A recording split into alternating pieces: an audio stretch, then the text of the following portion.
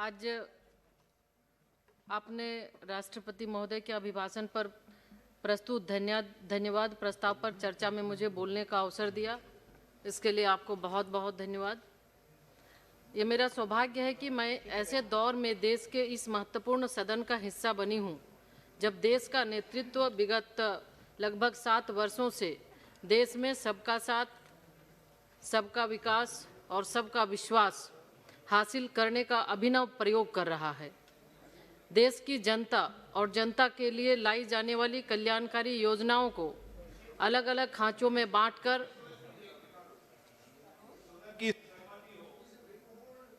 तो सदन का समय रात को 12 बजे तक बढ़ा दिया जाए, फिर उसके बाद और बढ़ा देंगे, भी 12 बजे तक बढ़ा देते हैं। जी, देश की जनता और जनता के लिए लाई जाने वाली कल्याणकारी योजनाओं को अलग अलग खांचों में बांटकर होने वाली राजनीति तो यह देश लंबे समय से देख रहा था। यह 21वीं सदी के भारत का सौभाग्य है कि देश को ऐसा नेतृत्व मिला है जो मानता है सर्वे भवन्तु सुखिनः, सर्वे सन्तु निरामया, सर्वे भद्राणि पश्यन्तु, मां कश्चित् दुख भाग भवेत्। देश ने पहली बार ऐसी सरकार देखी जो कहती है हर सिर को पक्की छत मिले, हर बसावट तक पक्की सड़क हो, पीने का साफ पानी हो, सबको गैस मिले, सबके यहाँ शौचालय हो, आरोग्य मिले, सबको पोषण मिले,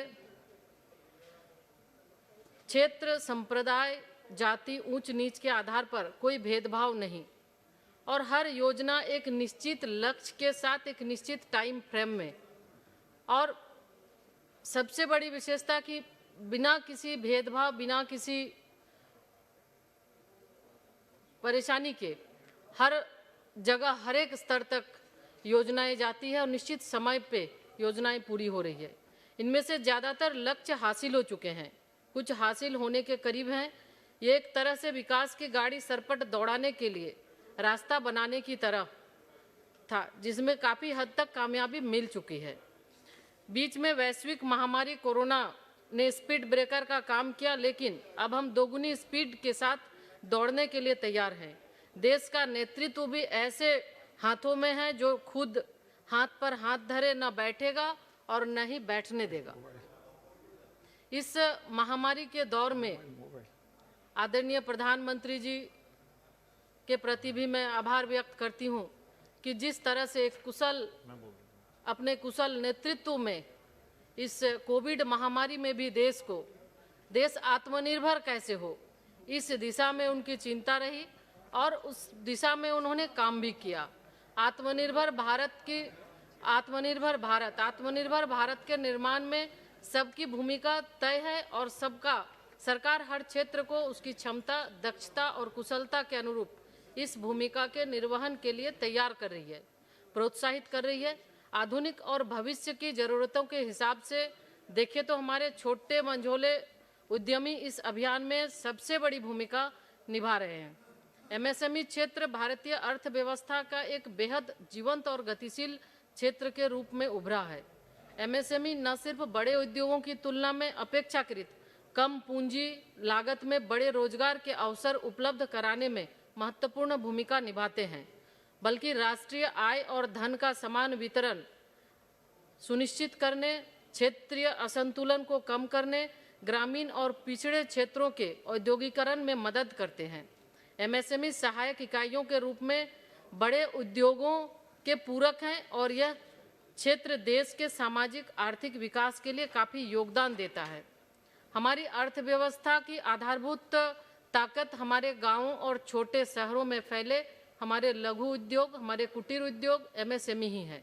भारत को आत्मनिर्भर बनाने का बहुत बड़ा सामर्थ्य हमारे इन लघु उद्योगों के ही पास है। ये देश के सकल घरेलू उत्पाद में लगभग 29% का योगदान देते हैं। एमएसएमई सेक्टर देश में रोजगार का सबसे बड़ा जरिया है और इनमें 11 करोड़ लोगों को रोजगार मिला है।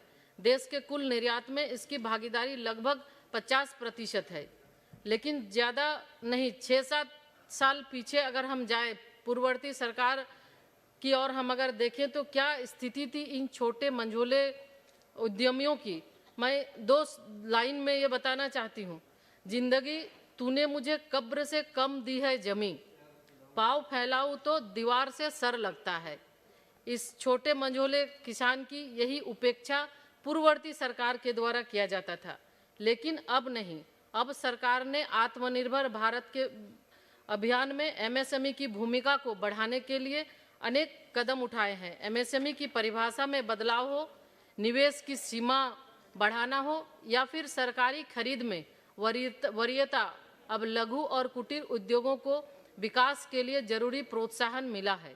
3 लाख करोड़ रुपए की इमरजेंसी क्रेडिट गारंटी योजना, मुश्किल में फंसे एमएसएमईज के लिए 20,000 करोड़ की विशेष योजना और फंड ऑफ फंड्स जैसे प्रयासों ने लाखों लघु उद्यमियों को लाभ पहुंचाया है। जेम पोर्टल से देश के दूर दराज वाले क्षेत्रों में एमएसएमईज को सरकारी खरीद में पारदर्शिता के साथ साथ अधिक भागीदारी भी मिल रही है। जैसा कि माननीय राष्ट्रपति महोदय ने अपने अभिभाषण में कहा है, सरकार की यह निरंतर कोशिश है कि उद्यमशीलता का लाभ देश के हर वर्ग को मिले। हुनर हाट और उस्ताद योजना के माध्यम से लाखों शिल्पकारों का कौशल विकास किया जा रहा है और उनको रोजगार के अवसर दिए जा रहे हैं। इन लाभार्थियों में आधे से अधिक महिला शिल्पकार है। ई हाट के माध्यम से इन शिल्पकारों को पूरी दुनिया के खरीदारों से जोड़ा जा रहा है। बड़ी बात यह है कि उद्यमशीलता महिलाओं में कम है, ऐसा इस सरकार ने नहीं माना, बल्कि बराबरी के ही नहीं, बराबरी के कुछ अलग से कुछ और कदम आगे बढ़ाने का भी हौसला इस सरकार ने दिया है। और पहले ही चूंकि नारी तू नारायणी पिछले बजट में जैसे माननीय वित्त मंत्री जी ने भी कहा था, तो बिल्कुल ये सिर्फ बजट में नहीं था, ये साबित करके आदरणीय प्रधानमंत्री श्री नरेंद्र मोदी जी की सरकार ने ये बताया भी है और महिलाओं को आगे बढ़ाने के लिए काफी प्रयास भी हुआ है। सरकार ने महिलाओं को स्वरोजगार के नए अवसर देने के लिए कई कदम उठाए। मुद्रा योजना के तहत अब तक 25 करोड़ से ज्यादा ऋण दिए जा चुके हैं। इसमें से लगभग 70% ऋण महिला उद्यमियों को मिले हैं। दीनदयाल अंत्योदय योजना राष्ट्रीय ग्रामीण आजीविका मिशन के अंतर्गत देश में आज 7 करोड़ से अधिक महिला उद्यमी करीब 66 लाख स्वयं सहायता समूह से जुड़ी हुई है। बैंकों के माध्यम से इन महिला समूहों को पिछले 6 वर्षों में 3,40,000 करोड़ रुपए का ऋण दिया गया। कोरोना की मार से जब पूरी दुनिया कराह रही थी, देश के छोटे मंझोले उद्यम में ही तकलीफ में थे, तो सरकार मरहम लेकर मुस्तैद थी। मुश्किल में फंसे 2 लाख एमएसएमईज के लिए 20,000 करोड़ सब ऑर्डिनेंट डेट का प्रावधान किया गया। जिसके अलावा सरकार सूक्ष्म और लघु उद्यमों के लिए क्रेडिट गारंटी ट्रस्ट के तहत 4,000 करोड़ रुपए की मदद लेकर खड़ी हो गई। सरकार ने यह भी घोषणा किया कि 10,000 करोड़ रुपए के कोष के साथ एक फंड ऑफ फंड की स्थापना होगी, जिसमें एमएसएमई को इक्विटी फंडिंग में भी मदद मिलेगी। सरकार ने कहा कि इस सेक्टर के लिए 3 लाख करोड़ रुपए तक के लोन की गारंटी सरकार देगी। सूक्ष्म लघु और मध्यम उद्योगों की बदलती परिभाषा से देश के उद्यमी काफी उत्साहित है। सरकार ने अब 250 करोड़ रुपए तक सालाना कारोबार करने वाले उद्योगों को भी एमएसएमई के दायरे में ले लिया है। एमएसएमई श्रेणी के उद्योगों के लिए सालाना कारोबार और प्लांट मशीनरी में निवेश का दायरा बढ़ाने से 95% उद्यमियों को फायदा होने की संभावना है।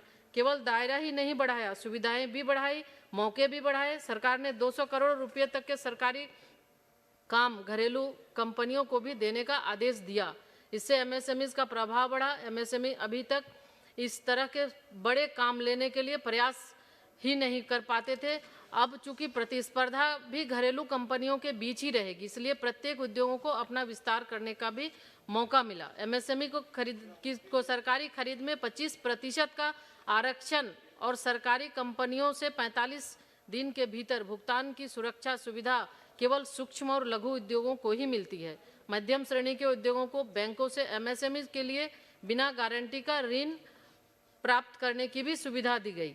इसके अलावा प्लांट मशीनरी के लिए भी 15% की सब्सिडी व 50 लाख से 1 करोड़ रुपए तक क्वालिटी कंट्रोल, अंतर्राष्ट्रीय प्रदर्शनी, आधुनिक तकनीक आदि के लिए सब्सिडी मिलती है।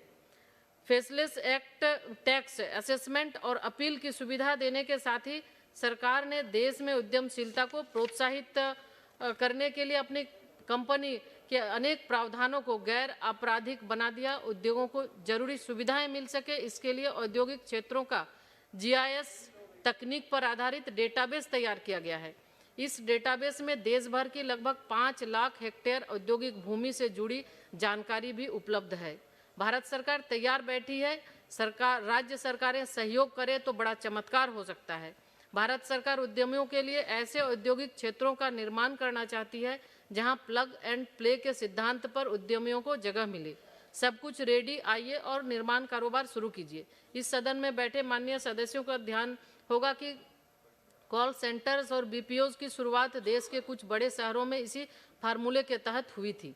आदरणीय नरेंद्र मोदी जी के नेतृत्व में ये सरकार एक नए भारत, एक आत्मनिर्भर भारत, दुनिया की फैक्ट्री, भारत विश्वगुरु, भारत की रचना के यज्ञ का आह्वान कर चुकी है। विघ्न बाधाएं भी आएंगी, समर्थन के सुर भी होंगे। जिनकी जैसी भूमिका होगी, इतिहास उन्हें उसी रूप में याद करेगा।